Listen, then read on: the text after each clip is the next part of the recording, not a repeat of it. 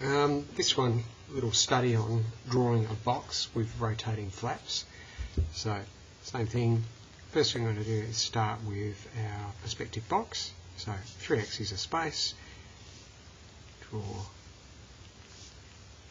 perspective box.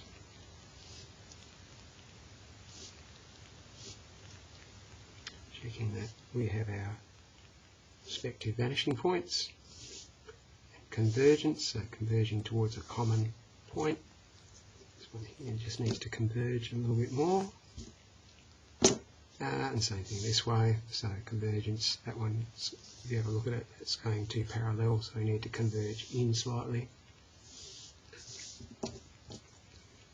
And there's our basic perspective box with the correct amount of convergence.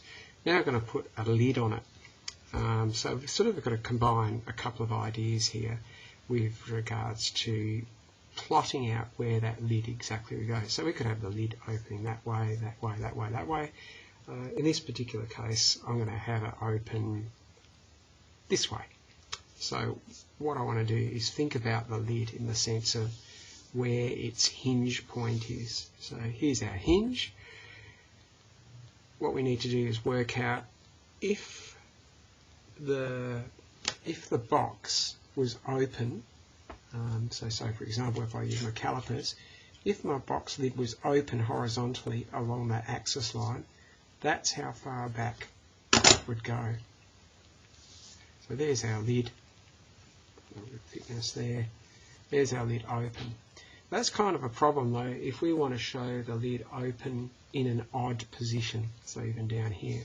So what we have to do is use our ellipse to plot where that lid would be.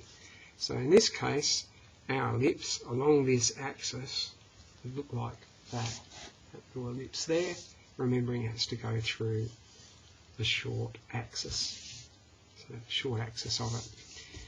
So what I'm going to do is make that the centre of my ellipse and basically plot an ellipse that extends to the outer position of the box and the closed position of the box. So my ellipse looks like that, and that is what the ellipse looks like enlarged. So that, if that box were to close, that's the path it would follow. And clarity, I've got to do the same thing to the other side as well, so that's the same path of both. So I've got to go through the closed position, open position and the centre. So coasting it. So now I have 2 ellipses that I could actually put on a box lid in any position. So if I wanted to open my box to this point, do the same thing there and draw a line of the lid. There's the box lid open that position. Not very much that I can see there, but if I put the box lid in this position, I start to see more of the lid as it's closing. Same thing here. So I'm using that ellipse to work out where my plot line is. There, so you can see the lid slowly closing. The same thing if I open it out. So if I open my box lid out to this position, finishing, the same thing, there's my point. There's the box lid open in that position, box lid open in this position.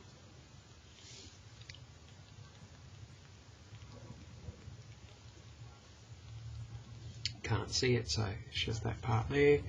And then in this position, right down to here. So instead of seeing the top now, we're seeing behind it.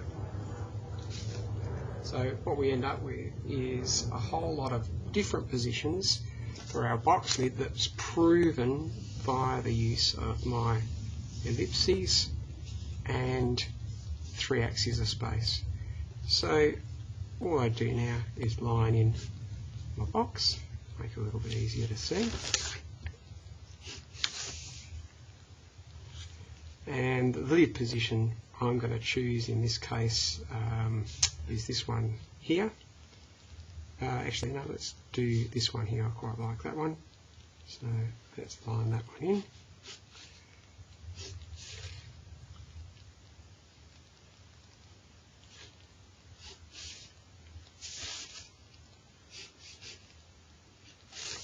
There's my box. Can I see the back of the box? Yeah, I'll see this part here. So going through, so there's the back of the box. This is my lid in that position. So this way we can very easily prove anything that is in a circular array